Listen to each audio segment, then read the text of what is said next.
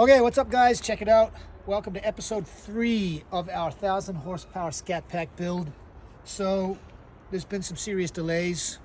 What this episode's all about is forged internals. Okay, we're waiting for the block to come back. It's supposed to arrive today by now. Didn't get here yet. It's going to be here in the afternoon. So when it gets here, I'll take some footage and I'll edit it into this film so you can see what I'm talking about. What we did with the block, I don't know if you guys realize this, putting in forged internals in a Hemi 392. I thought it was just like slap the pistons in there and off you go.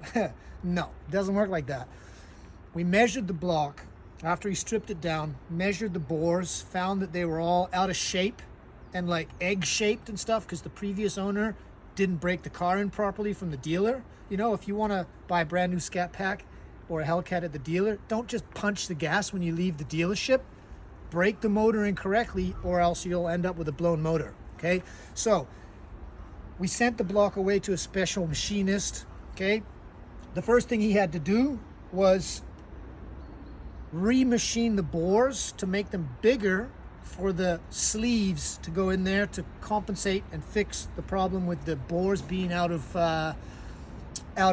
round and not correct. And also because a lot of experts told me that the 392 block, especially in the ScatPack, is a little weak, and so it can't really handle boost. So we decided to put cast iron sleeves in there to strengthen up the block so that when we pump the Pro Charger on it, we don't blow up the block. Okay, so first he had to machine the bores, then he had to press the sleeves into the bore, right, using like micron measurements. Really difficult task.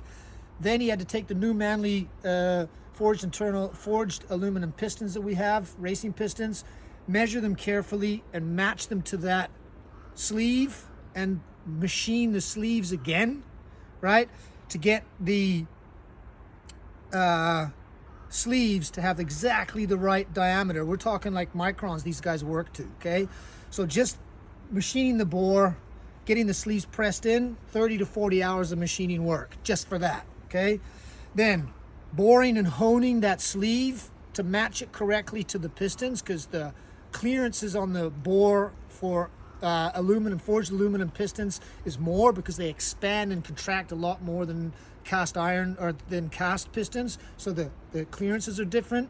So fitting the pistons in there, honing it to get to the exact right tolerances. These guys are working to tolerances like that, like this, like that, little like microns. Yeah, getting those in there, ensuring the proper clearances, another 10 to 15 hours of work. Okay, then crankshaft.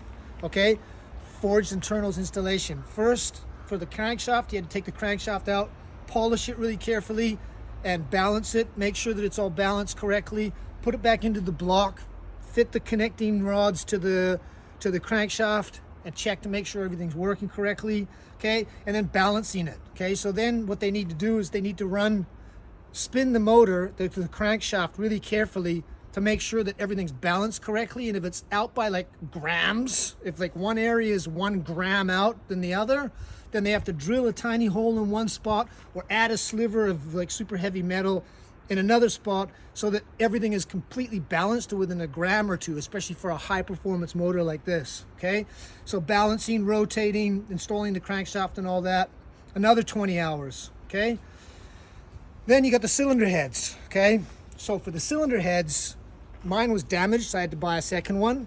When they take the new cylinder, they take the cylinder heads, and we're going to be putting in a camshaft and new valves, new timing system, new everything. So what they do is they skim the bottom edge of the head to make it fit correctly to the block under the new system, and install all the valves, the guides, sleeves, and all that stuff to the heads, so that when the heads come back, they've already got the new valves and everything already all set up. So that's another 15 hours. So altogether, for the block, the heads, the machining and all that, we're talking like 90, 100 hours of work for the machinist. Okay, and the thing about it that's really was difficult is I was told in the beginning that probably it would be 4 to 6 weeks. It ended up being like 2.5 months. We had to wait. The machinist had me in his lineup. Then when he finally got to the head, we found that the head that was from my old car was from the original motor was damaged, so we had to order a second one. So it would have been a lot better, you know, if I'd been told at the start that it was going to be such a long time. I thought it was going to be 4 to 6 weeks. It turned out to be like 2.5 months. I lost the whole racing season over it. So the moral of the story is, when you're going to do forged internals, okay, number one, arm yourself with patience, okay, because it's not going to get done in one day. It's going to take a while. Number two, this is like precision science work. If it's not done properly by a machinist who specializes in the V8 and specializes in a high performance motor, and he doesn't balance it correctly, he doesn't set up the tolerances correctly, if he doesn't do it properly and have experience, your motor is going to blow up, okay? So I would rather, this is what I did. I waited because this guy is the only guy in Poland that knows how to do this properly.